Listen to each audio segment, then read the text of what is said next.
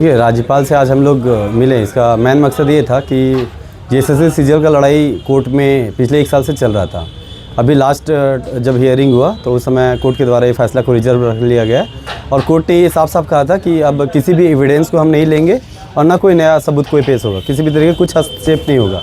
लेकिन अभी सीआईडी द्वारा क्या किया जा रहा है कि कुणाल प्रताप सिंह और प्रकाश पोद्दार 2 टीचर हैं और ये एक पीआईएल करता है, प्रकाश पोद्दार जो है एक पीआईएल करता है, उनको सीआईडी के द्वारा बार बार नोटिस भेजा जा रहा है। तो ये नोटिस से ये हम लोग ये समझ नहीं पा रहे हैं कि जब हाईकोर्ट के द्वारा ये साफ साफ कहा गया है कि हम लोग अब किसी भी एविडेंस को नहीं लेंगे, तो इनका जो नोटिस दिया गया इनका मकसद क्या है?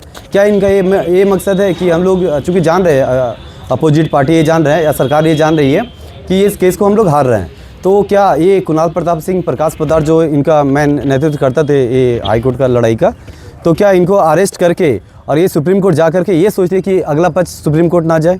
क्या इनकी मंशा ये है या इनकी मंशा कुछ और है? जब सीआईडी ने साफ साफ कहा है कि मुझे अब किसी भी इंटरवेनर या किसी सबूत का ज़रूरत नहीं है, लास्ट टाइम वो क्लियर हो चुका है, हम किसी से कुछ नहीं लेंगे, तो फिर इनकी मंशा क्या है?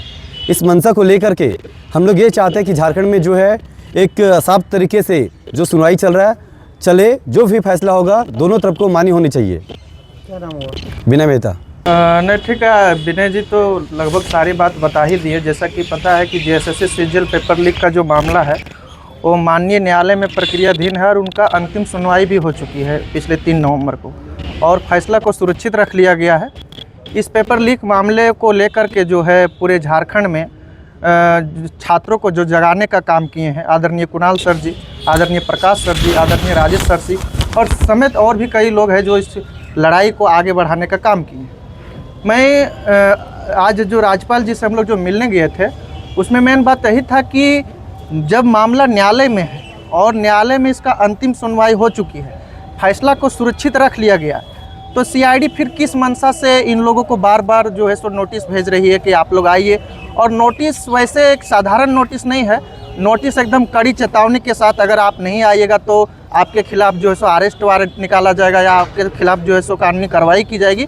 तो इन तमाम चीज़ें जो नोटिस सीआईडी के द्वारा दिया जा रहा है, इससे झारखंड के तमाम छात्र जो है सो बहुत आहत है, बहुत नाराज है सरकार से और सरकार की जांच एजेंसियों से। इनको लेकर के हम लोग जो है सो आज राज्यपाल के पास गए थे और हम लोगों ने डायरेक्टली अपने उनके समझ नहीं मिल पाए, लेकिन माननीय विधायक जो है हजारीबाग सदर विधायक जो है सो प्रदीप प्रसाद जी, उनके माध्यम से हम लोगों ने उनको एक ज्ञापन देने का काम किया है और माननीय राज्यपाल जी से यह गुहार किए हैं कि जब तक यह मामला न्यायालय में है, न्यायालय पर भरोसा करना चाहिए सरकार को भी, न्यायालय पर भरोसा हम लोग को भी है और तमाम जितने भी सेलेक्टेड कैंडिडेट हैं उन लोग को भी भरोसा है। अरे माननीय न्यायालय का फैसला जो भी आएगा हम लोग को मान्य होगा, लेकिन उसके बीच में आप जो इस तरह जो है सो डराने का प्रयास कर रहे हैं हमारे शिक्षकगण को, जो भी इस केस को आप देखिए ना, प्रकाश सर जो है इस केस का मेन पीआईएल करता है। आप पीआईएल कर्ता को क्या पूछताछ कर रहे हैं? आप पीआईएल कर्ता को क्यों डराने का प्रयास कर रहे हैं? तो कहीं ना कहीं हम तमाम छात्र जो हैं, हम लोग भी सीजीएल का छात्र हैं और हजारीबाग से हम माननीय मुख्यमंत्री जी से अपील करना चाहेंगे कि हम सभी छात्र भी आपका ही राज्य का निवासी है, आपका ही छात्र है। माननीय मुख्यमंत्री जी, यह मामला माननीय न्यायालय में है, तो आप अपनी जांच एजेंसियों से बात कीजिए कि इस तरह जो है सो ओछी किस्म की जांच नहीं करें और जब तक माननीय न्यायालय से फैसला ना हो जाए, हमारे जो भी इस केस को लीड कर रहे हैं उनको इस तरह से परेशान करने का काम न करें। इसी को लेकर के आज हम लोग माननीय राज्यपाल जी से मिलने गए थे। मेरा नाम रविंद्र पासवान हुआ, हजारी।